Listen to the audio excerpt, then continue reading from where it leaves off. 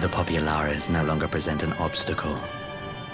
Now is the time to bring the Empire's might to bear. A word from your Radiance is all it takes. But one word, and the Imperial army will fall upon Alamigo as a pack of bloodthirsty wolves and tear that feeble nation apart.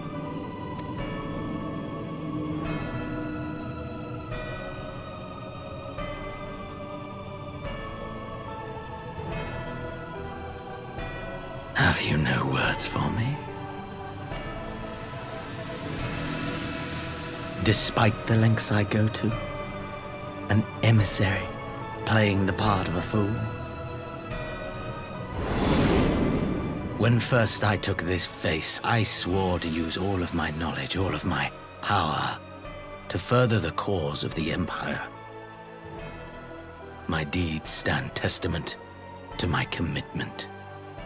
And with this adamant flesh at my disposal, I could destroy the Icon Slayer as easily as one might swat a fly.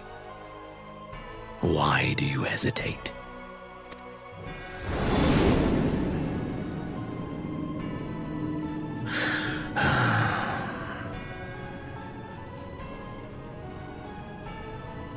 Our enemy is resourceful. Though victory is certain now, it will not remain so indefinitely. Deliberate if you must, but be quick about it. We'll speak again when you have unburdened yourself of doubt. Until then, I take my leave, Father.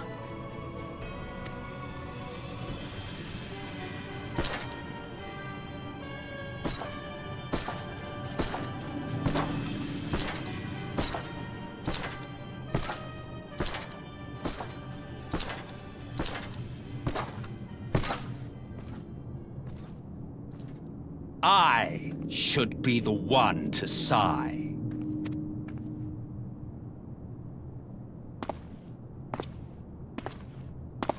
I played my part to perfection. I had earned my rest, and then, thanks to La Habrea's crowning act of idiocy, our favorite emissary sees fit to summon me back. Elidibus was ever a warrior. A most tiresome trait, would you not agree?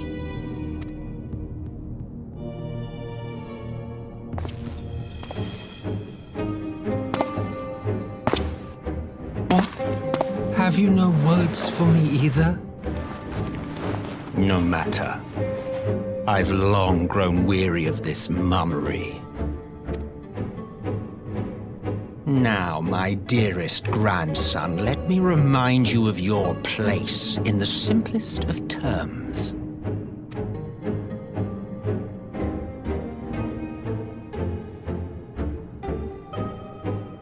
You do not make judgments, you administer them. Swiftly and to the letter. Naught else is your concern. Elidibus may be an insufferable bore, but he is no fool. His choices as emissary seldom err.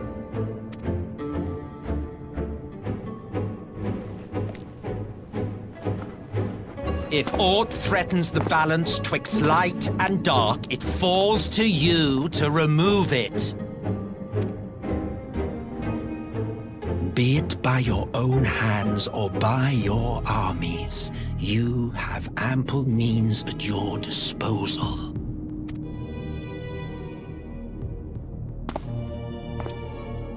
That is why this empire exists, why I built it.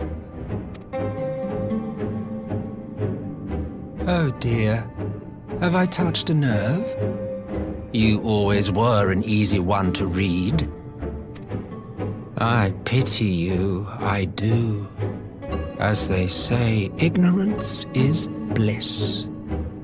And I know how much happier you would be not knowing the things you know.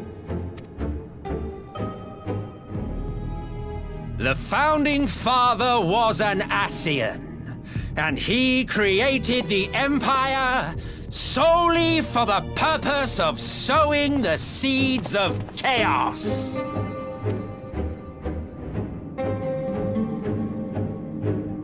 Don't take it personally. I merely do my duty.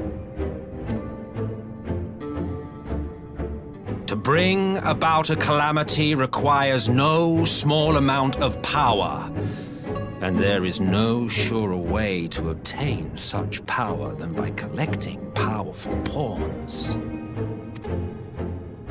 To that end, I have labored long and hard, and I must say I am quite pleased with my handiwork, paltry though it seems in comparison to Alec.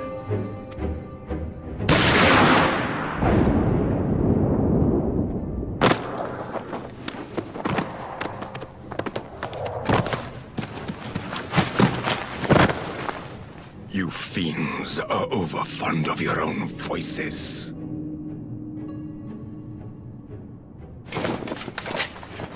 Mark me, Ascian. Man is the master of his own destiny.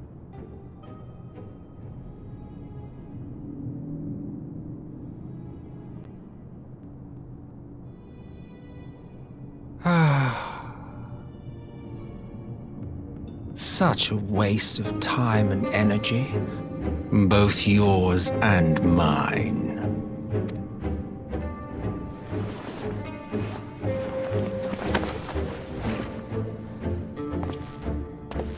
Lest you forget you are Emperor now. If you wish to spout drivel about man's destiny, save it for the masses.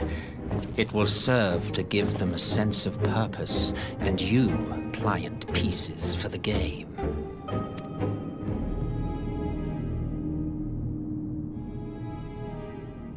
Oh, do stop sulking, boy. You, of all people, should understand. Ours is a struggle to restore both mankind and the world to their rightful state. Viewed thus, our goals are one and the same.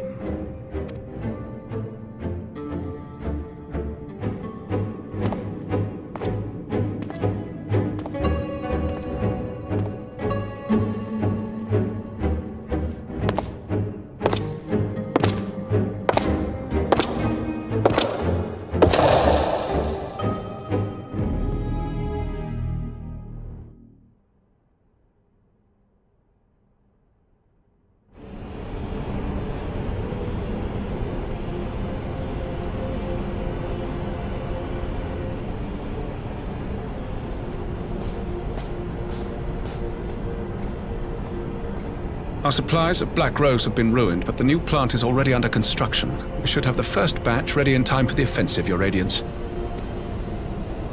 See that you do.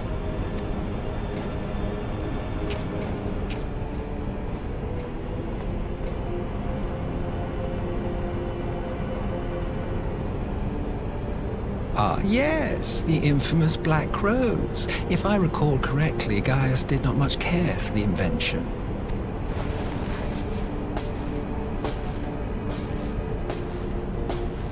A ruthless and indiscriminate weapon indeed, this airborne poison.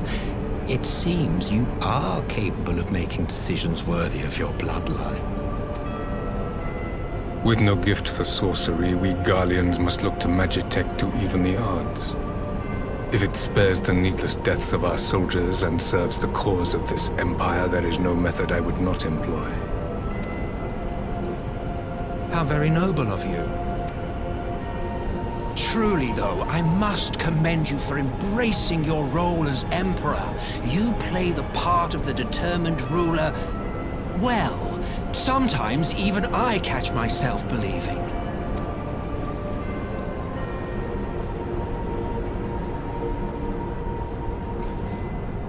A silent agent of death. Now that I think on it, Black Rose may well possess the perfect aspect. Slowly but surely, The deluge of light has worked upon the ether here in the source, and the gas should be most susceptible to its influence. Well, I shall leave you to your own devices. Go forth and bloody the land with your grand and glorious war.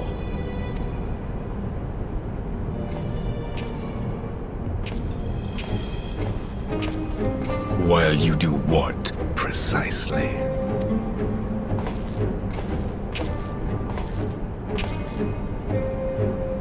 Need you ask? I will be doing what all Ascians do. I am well aware that your kind exists only to usher in the next calamity.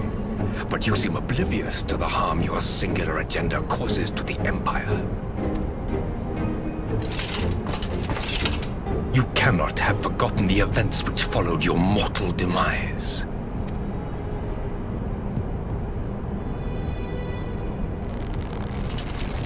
Our homeland was plunged into a civil war for your failure to name a successor. The edifice you so carefully constructed was but a hair's breadth from collapse.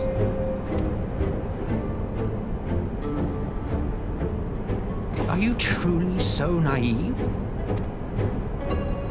You thought me oblivious to the consequences of a departure so painstakingly timed? It was by design? Well, of course it was. Though I will admit the resulting panic exceeded even my wildest expectations. But how can you be surprised? Throwing the world into disarray was the very purpose for which this nation was, as you say, so carefully constructed.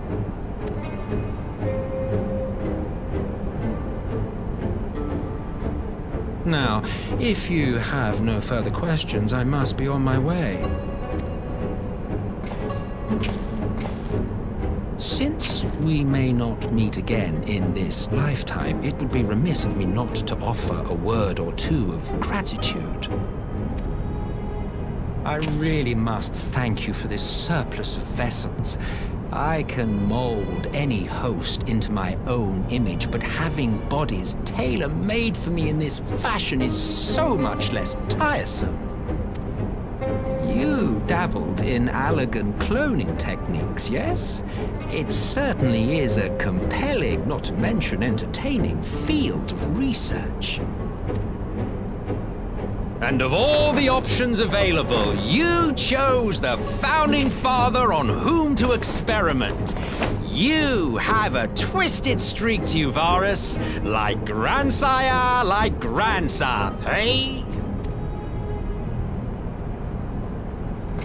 If events play out as planned, this will become something of a family enterprise. You will be the capstone of this world, I the anchor and shard, and together we will give the lie to this star's fraudulent existence.